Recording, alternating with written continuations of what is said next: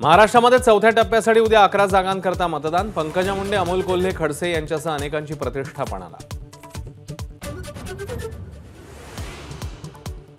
फोडाफोडीचं राजकारण मला कधीही मान्य नाही, कळव्याच्या सभेमध्ये राज ठाकरेंचं वक्तव्य।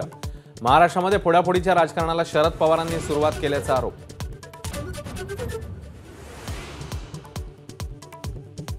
माझा बाप चोरला म्हणता मग बाळासाहेबांवर टीका करणाऱ्यांना पक्षाचे नेते कसं करता? सुषमा अंधारेंचं जुनं वक्तव्य दाखवत राज ठाकरेंचा उद्धव ठाकरेंना सवाल।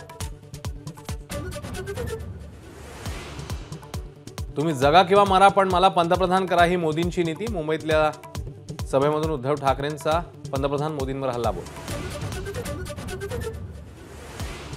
पुण्यामध्ये रवींद्र धंगेकरांचा सहकारनगर पोलीस ठाण्यामध्ये ठिय्या। भाजपकडनं पैसे वाटप होत असल्याचा धंगेकरांचा आरोप, कारवाईची मागणी।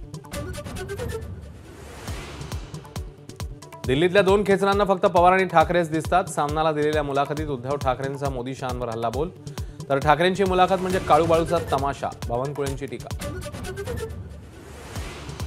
उद्धव ठाकरेंना 1999 मध्येच मुख्यमंत्री व्हायचं होतं, त्यासाठी त्यांनी अपक्ष आमदारांच्या मागण्यांकडे दुर्लक्ष केलं। मराठी वृत्तपत्राला दिलेल्या मुलाखतीत देवेंद्र फडणवीस यांचा मोठा दावा।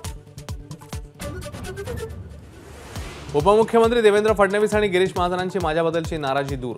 एकनाथ खडसेंचं वक्तव्य, यापुढे निवडणूक लढवणार नसल्याचंही केलं स्पष्ट। राज्यामध्ये अवकाळी पाऊस आणि वादळी वाऱ्याचा तडाखा, फळबागांचं मोठं नुकसान, तर राजकीय सभांनाही फटका।